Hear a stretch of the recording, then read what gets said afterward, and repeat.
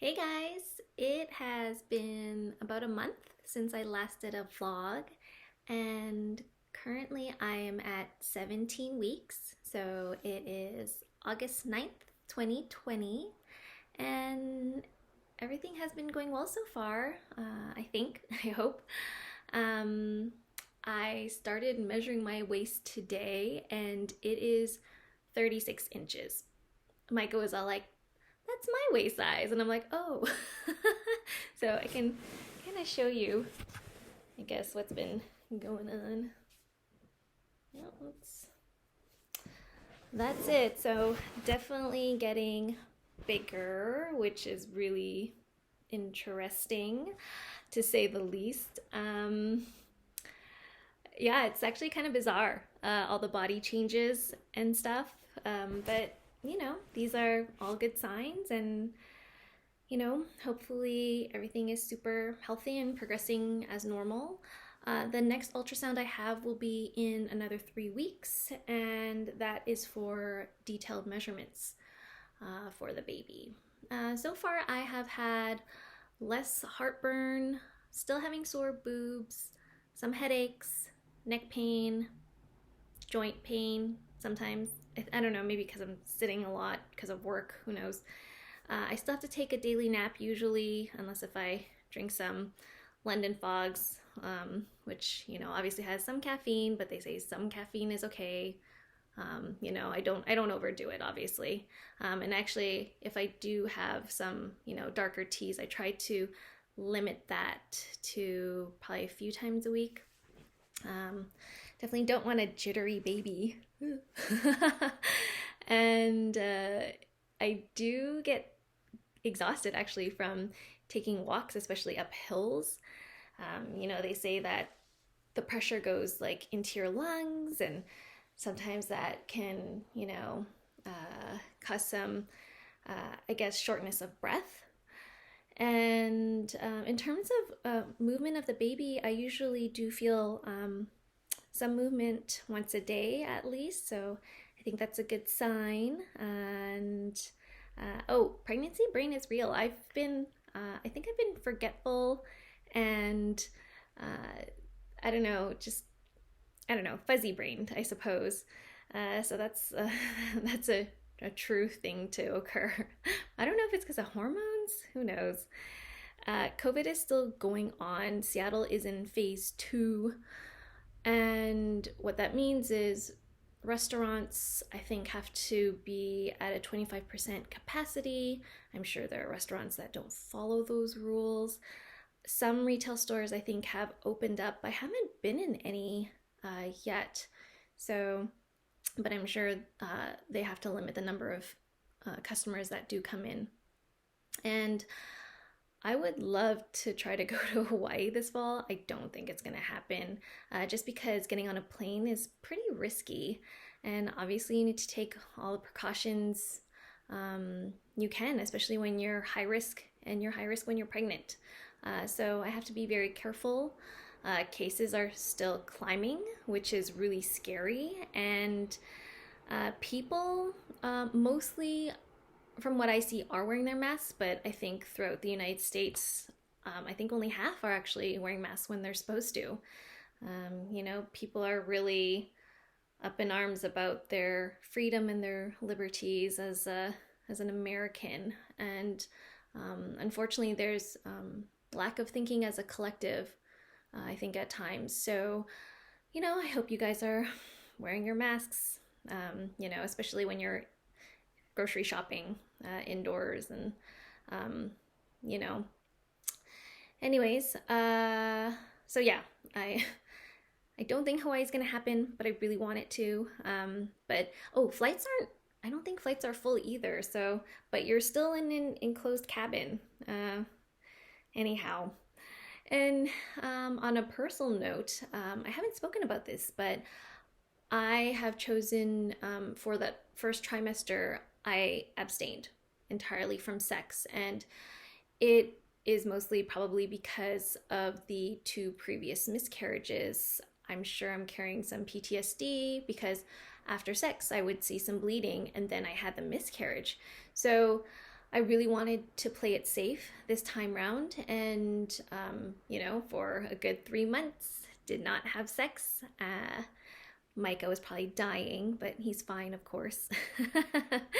But yeah, no, things are, things seem very normal and okay right now, which is good.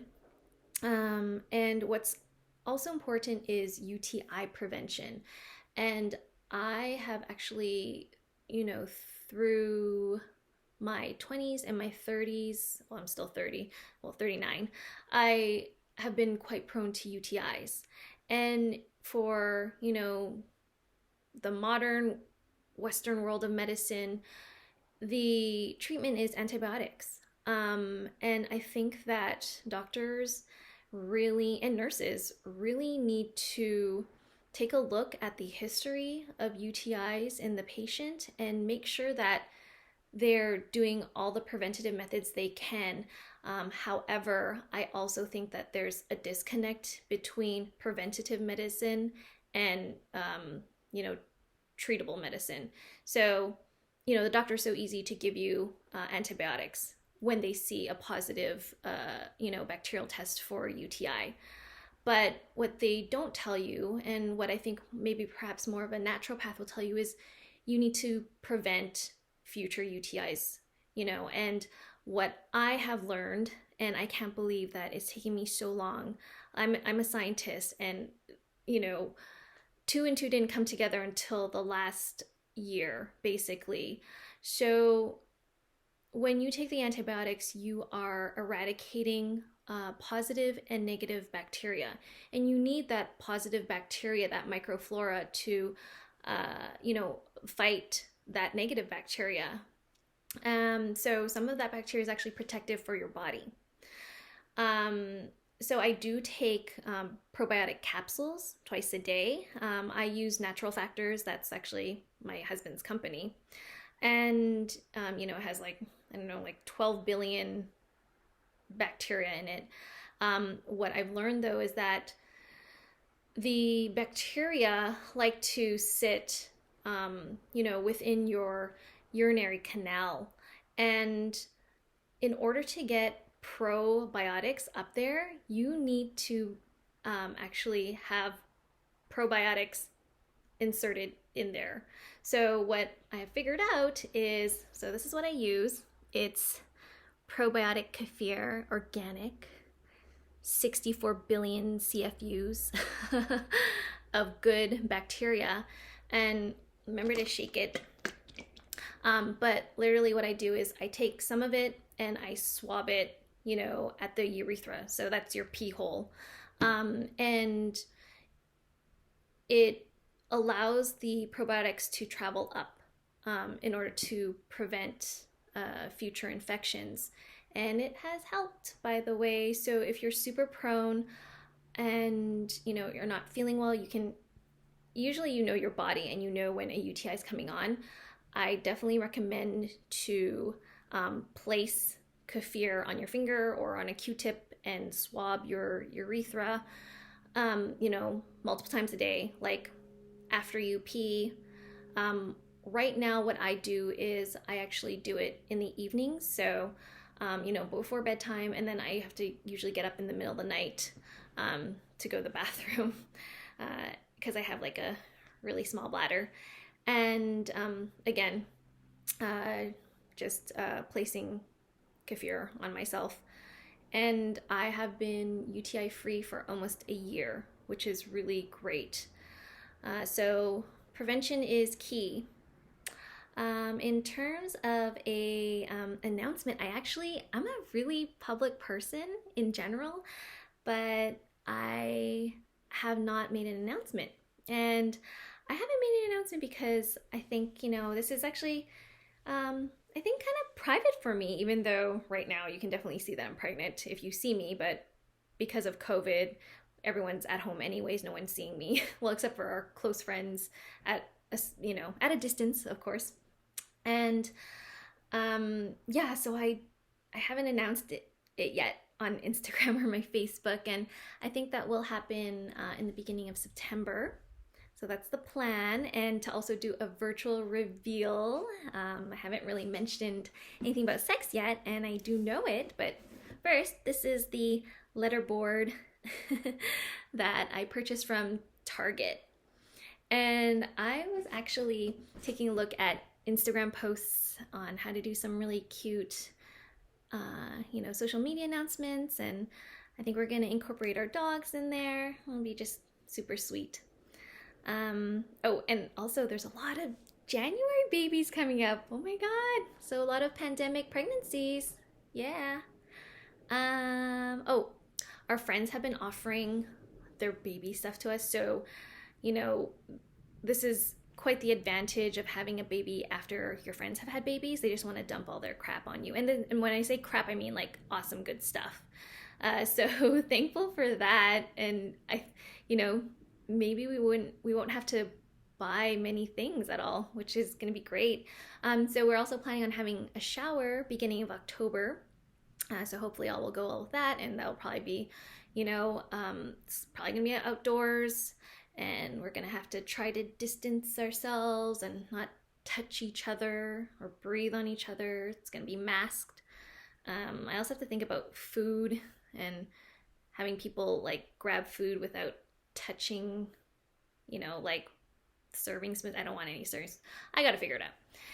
And yeah, so in terms of gender, I did go back to get that cell-free DNA test blood draw. We tested negative for the trisomies that were tested, so everything looks normal. All the chromosomes look like there's the correct number. And in terms of the gender, we're having a boy, which is really actually quite surprising for us. We both thought we were having a girl. And so either way, of course, we're happy that, we're having a baby and hoping that it's a healthy baby. So it doesn't really matter what gender it is right now. Maybe we'll have a girl in the future, who knows? But yeah, we're actually having a boy, which is like, it's so, I don't know, I guess we're really astonished, just because I think in our heads we were thinking about girls. But this is super exciting, and we're really happy. And yeah, I just want to thank you for following my journey and listening to my stories and experiences. So I will update you probably in a few weeks after the detailed ultrasound. And yeah, hope you guys stay safe and healthy. Happy August.